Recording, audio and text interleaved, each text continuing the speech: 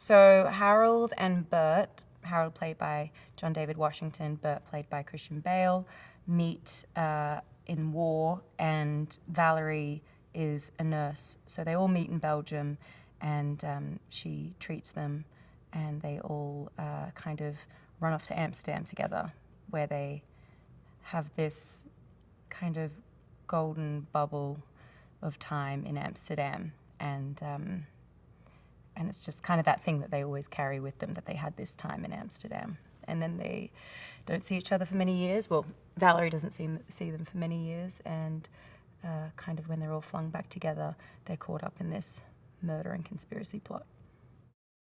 So during lockdown, yeah, I just started making art like she would, and it was really fun and bizarre. I mean, she's a quirky, bizarre kind of character anyway, but her art is also very, has a lot to say about life and mortality and innocence and power and all these kind of themes, but it's also maybe disturbing for some people. So I spent a lot of time making. My husband literally thought I was losing my mind in lockdown.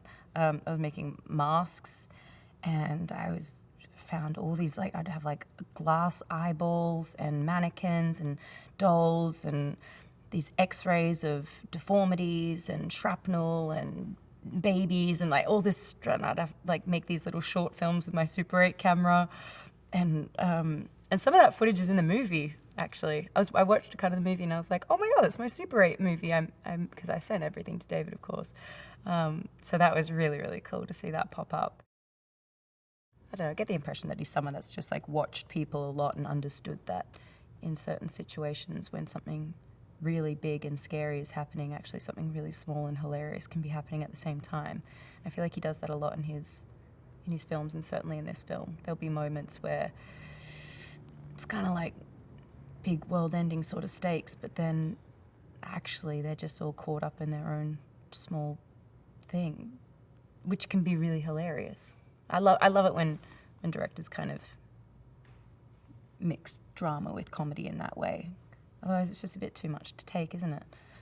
I think that would definitely be Valerie's point of view too. So if you didn't find the humor and if you didn't find the beauty, you just couldn't do it. It's just too much.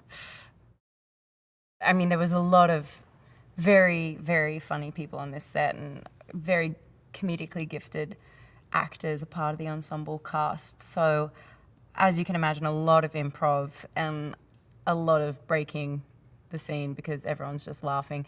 I'd say anytime Mike and Michael, so Mike Myers and Michael Shannon, anytime they'd start riffing on bird watching stuff, I mean, we were just completely undone.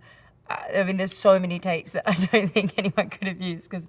And I remember thinking at the time, I was like, this will never be in this. How could this possibly be in the movie? And then honestly, when I watch the movie, it's my favorite parts when they talk. But I mean, there is so much footage of them talking about birds, and it was so funny. But that's why there's so many great little duos on camera, whether you've got Alessandro and Matthias, the two cops, is this one little duo, or you've got, Mike and Michael, there's all these little duos, and everyone's so funny, and you're so pleased when they pop up on screen.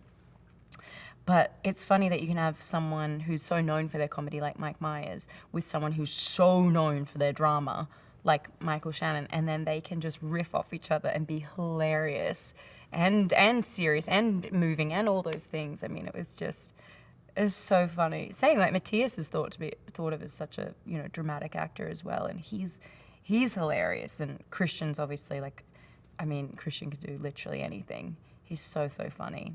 I mean, everyone was just so good, so talented.